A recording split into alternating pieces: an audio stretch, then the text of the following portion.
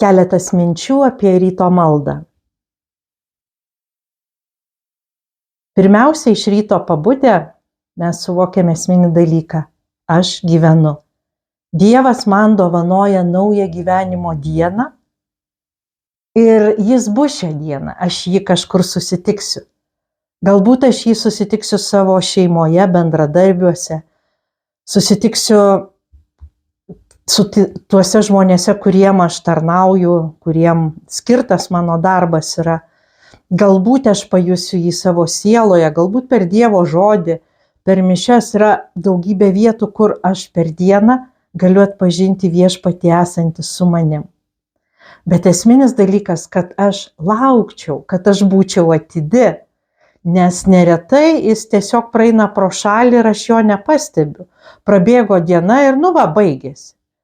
Tai pabudę iš ryto žmonės, krikščionys, suvokia, kad jų gyvenimas yra skirtas Dievą garbinti, jam tarnauti, juo džiaugtis ir paskui su juo amžinai gyventi.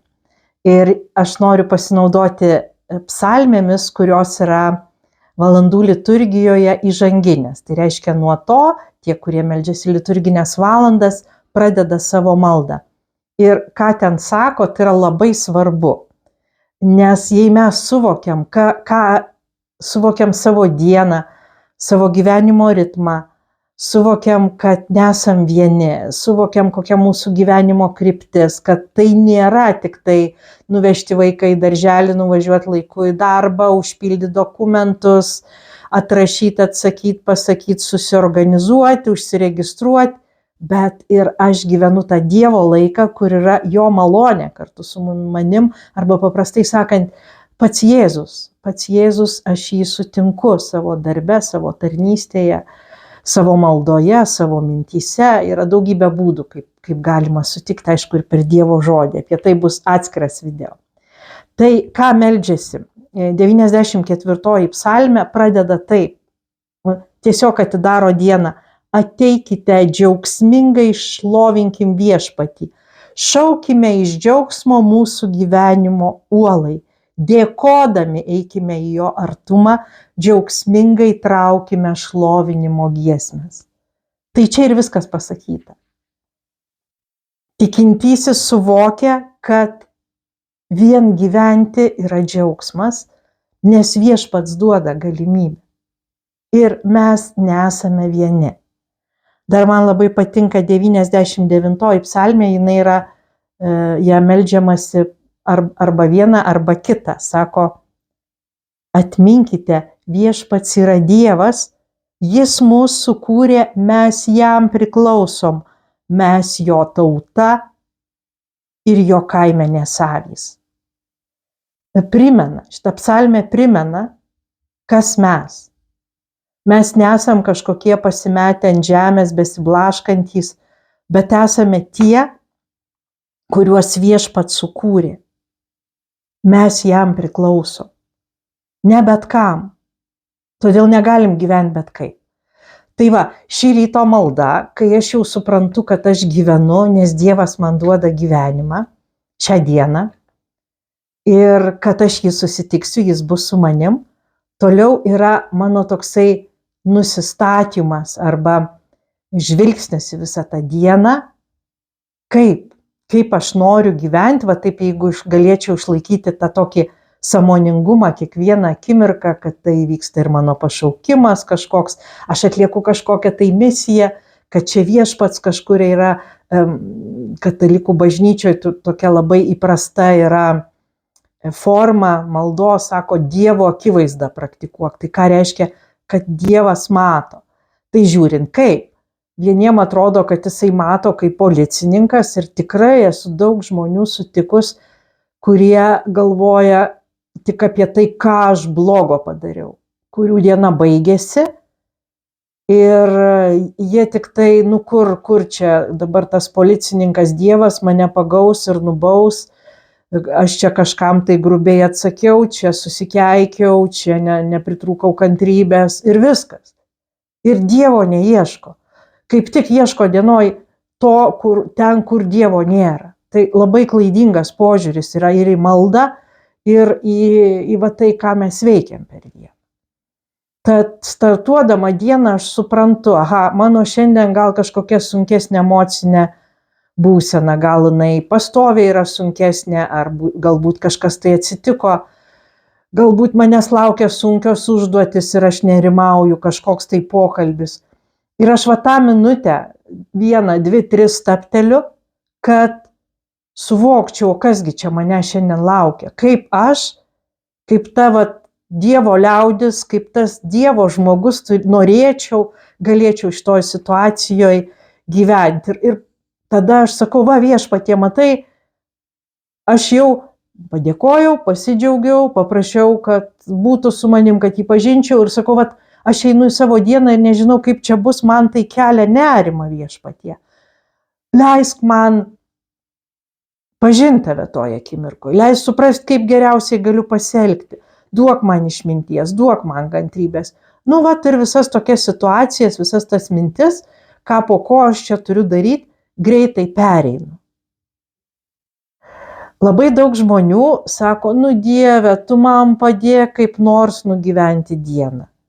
Tai žinot, ko mes prašom, tą ir gaunam. Jeigu mes norim kaip nors nugyventi dieną, tai Dievas duos malonę kaip nors nugyventi dieną. Bet jeigu aš noriu gyventi jam, noriu jį šlovinti, noriu matyti jo stebuklus, dalyvauti jo stebukluose, noriu jį skelbti, noriu jį liudyti, tai irgi tą sakau, Viešpatie, štai aš tavo. Tu naudokis manim, siųsk mane, mokyk mane, vesk mane. Tai pasirenkam, ar ne? Tai turbūt tas toks brandesnis pasirinkimas, ne kai Dieve, tu man padėk, kad aš gyvenčiau kažkaip iki vakaro, o aš taip su jumoru truputį mėgstu pasakyti, štai Dieve, aš tau padėsiu, aš galiu būti tavo burna, tavo kojos, tavo rankos, tu man sakyk, kur eiti ir ką daryti.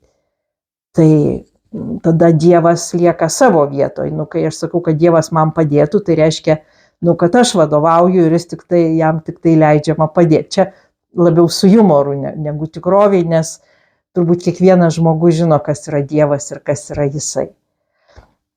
Ir taip keliaujant per dieną labai gerai turėti tokias, kaip mes turim, kas rūko eina parūkyti, parūkymo pertraukėlės, kiti kavelę geria, kiti ir tą daro.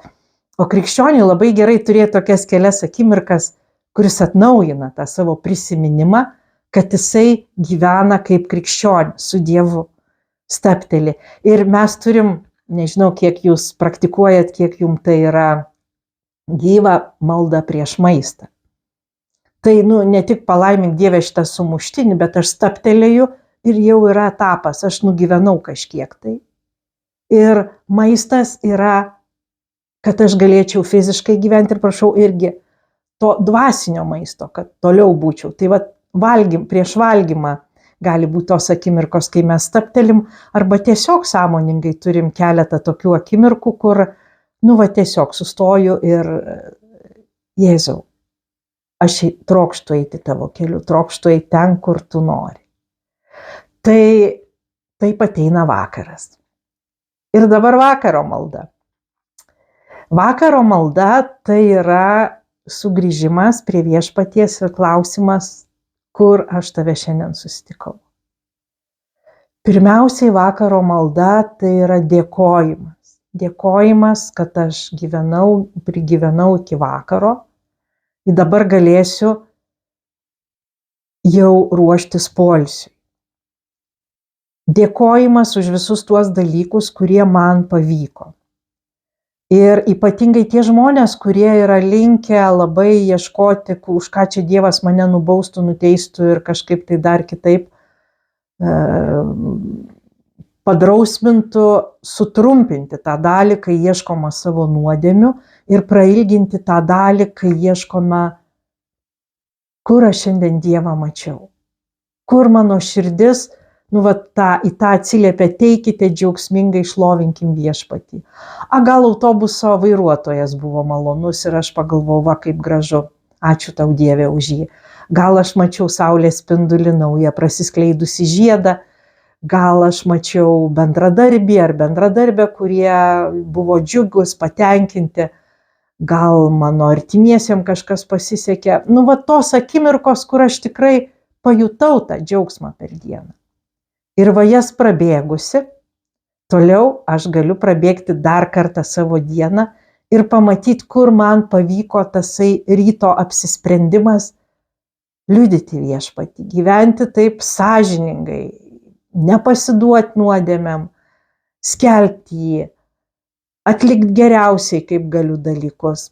Na ir dar toks dalykas yra kažkaip tikinti žmonės, tai labai daug dažnai iš savęs reikalauja ir jie pamiršta patys pailsėti, jie pamiršta patys ramiai pavalgyti, pamiršta tiesiog pabūti minutėlę, suprasti savo jausmus, savo poreikius, nes jiem kažkodėl atrodo, kad Dievas tai su bizūnu toks kaip vergvaldys, greičiau, daugiau. Tai va, kas turi tą tokį požiūrį, kad aš turiu skubiai bėgti, varyti, kad čia viską spėti, viską paknopstom, tai irgi labai svarbus dalykas, Dievo šlovinimas tokiu būdu, kai aš sakau, Faustulė, ramiai, nieks tavęs negena, nieks neskuba. Ir kai aš suprantu, kad va, aš šitaip turiu gyventi oriai tą savo dieną, ramiai vaikščioti, ramiai priimti sprendimus, pailsėti, atidėti kažką tai, kas nebūtina, tai irgi yra būdas, kaip aš vykdau Dievo valią ir jei man tai nebūdinga, aš galiu padėkoti. Arba kažkokį kitą pasirinkimą turiu. Pavyzdžiui, jeigu esu tai žinau, kad man geriau greitai nereaguoti ir aš turiu padaryti kažkokią ten pauzę, patylėti prieš duodamą atsakymą. Iš vienos pusės, kad neįsitraukčiau į kažkokius papildomus projektas ar reikalus, iš kitos pusės, kad pakankamai ramiai, pagarbiai atsiliepčiau žmogui, ypatingai jeigu reikia pasakyti ne. Tai vakare ir yra, kaip vyksta tas mano dorybių ugdymas, kaip vyksta tas mano sekimas Dievu, kaip aš jį suprantu, kaip aš jį pažįstu, kaip aš supratau iš Dievo žodžio, kur galėjau, kur padariau, ką padariau. Ir čia randu kažką ir sakau, ačiū Dieve už tavo malonę, nes be tavo malonės aš pati viena nebūčiau pajėgus va šitaip ramiai priimti. Nebūčiau pajėgus va šitaip ramiai atsakyti. Man būdinga toksai umus būdas, gal kažkam kaip tik reikia ryžtingiau pasakyti taip arba ne, čia jau kiekvienas žino save. Ir jeigu man pavyko kažką tai padaryti, tingėjau, bet ėmiau ir padariau. Ar ten norėjau persivalgyti ir nepersivalgiau. Ar ten kažkaip tai abejojau, ar užeiti į bažnyčią pasimelsti ir užėjau. Tai visi šitie dalykai yra, kur aš gyvenau taip, kaip meldžiau, kad Dievas duotų man gyventi ir dėkoju, kad reiškia jis davė man tą malonę, kad aš galėjau gyventi. Ir tada jau ta yra dalis, kur aš sakau atsiprašau, tai irgi peržvelgiu ir pamatau savo tuos kažkokius trūkumus gyvenimo. Tai vėlgi bus atskira dalis apie nuodėmes, apie sąžinės peržvalgą, tai čia tik labai trumpai, kur man aiškiai, ar nestovi prieš akis, va čia pakėliau balsą, arba va čia turėjau padaryti kažką, žengti žingsnį ir nepadariau, arba čia nutingėjau ir jaučiuosi skolinga, juk iš tikrųjų turėjau ir resursų, ir jėgų, ir apsisprendimas toks buvo, o veiksmas nepadarytas. Tiesiog labai nuoširdžiai sakau, atsiprašau Viešpatie, galima naudoti prisipažįstu ar kažkokią tai kitą, ar Viešpatie pasigailėt, prašau atleidimo ir daugiau apie tai negalvoju, tai jau baigta. Ir kiekviena naktis yra mirtis. Mirtis ta prasme, kad mes netenkam kontrolės, mes atsijungiam, užmiegam ir truputį esam kaip mirę. Ir taip pat liturginėse valandose, ta naktinė yra dabar, gali valdove, kaip žadėjai, leisti savo tarnui ramiai iškeliauti. Simeono giesmė, kuris iš tikrųjų susitinka Jėzų ir užbaigia savo žemės kelionę. Tai, aš pagalvoju, jeigu šiandien Viešpats pakvies mane šiąnakt, ar aš esu pasiruošus džiugiai eiti pas jį, ar aš esu už jį apsisprendus, ar mano gyvenimo apsisprendimai tokie.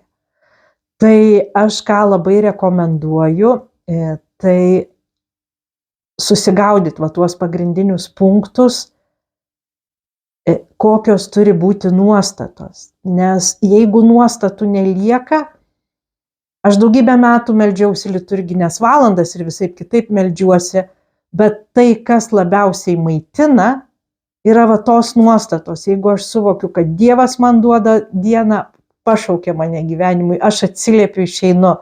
Ir kaip aš trokštu gyventi? Tarnauti, mylėti. Kartais reikia tiesiog ištverti, priimti, kas vyksta, nes yra kai kurios užduotis labai sunkios. Ir kai pabaigiu, irgi labai sąmoningai, kaip ėjau, kur sutikau Viešpatį, kaip galėjau atsiliepti. Ir atsiprašau. Ir kad diena baigtųsi, nieko neliktų. Tai va tokia ta ryto vakaro yra malda, pagrindiniai dalykai. Ir kai jau žmogus įpranta va šitai paprastai melstis, toliau, tikiuosi po savaitės, papasakosiu, kaip melstis su šventuoju raštu, kaip jį įtraukti dieną. Mano supratimu, taip vat ryto maldai gali visai užtekti keleto minučių, vakaro maldai daugiau reiktų peržvalgai dienos, reiktų bent 10 minučių. Čia tiem žmonėm, kurie turi vaikus, namus, kelis darbus, slaugo ligonius ir dar visą kitą daro ir dažnai žmogus sako, aš neturiu laiko melstis, tai tą ryto maldą galima pasakyti ir pakeliui į darbą, bet taip vat labai sąmoningai. Ir kas dar dienos eigoj mums labai reikšminga yra, ėjime su Viešpačiu, tai tas laiminimas žmonių. Ir gerų, ir tų, kurie mums yra negeranoriški. Jeigu mes dienos eigoj atpažįstam, kad šitas žmogus man yra negeranoriškas ir vietoj to, kad ten kažkokias mintis mąstyti, aš sakau, Dieve, laimink šitą žmogų. Sukalbu Sveika Marija ar kažkokią maldą, kuri yra jūsų širdies, mano širdies yra Sveika Marija. Ir suprantat, ir jau tada nereikia tą žmogų neštis į sąžinės peržvalgą, kiek aš jau ten apie jį prigalvojau, prianalizavau, prikeikiau, nes aš tą padarau vietoj. Ir taip pat, kai tos situacijos, kur mes nieko negalim padaryti, vyksta karas kažkur netoli, aš nieko negaliu šiandien padaryti, bet aš galiu pasimelsti, sakyti, Viešpatie, aš tau patikiu tą situaciją ir esu pasirengus, kaip tu mane pakviesi, taip ir elgsiuosi, jei reikės kažką tai kažkur tai daryti. Arba yra darbe kažkokia situacija, galbūt įtempti santykiai, čia dabar toks madoj mobbingas ar kažkas tai irgi sakau, Viešpatie, aš nežinau, kaip šiandien elgtis. Aš žinau, kad aš turiu būti sąžiningas su savimi ir su kitais, bet visą situaciją darbo ar ten organizacijos aš išspręsti negaliu. Ir galiu melstis ir prašyti, tu mane moki, kaip aš, kaip Faustulė, galiu būti toje situacijoje. Tai toks tas gyvenimas su Dievu visą dieną. Ir iš tikrųjų, jeigu mes taip meldžiamės ir taip gyvenam, Jėzus nėra kažkur. Jis yra su mumis, mes jį tikrai patiriam kiekvieną dieną.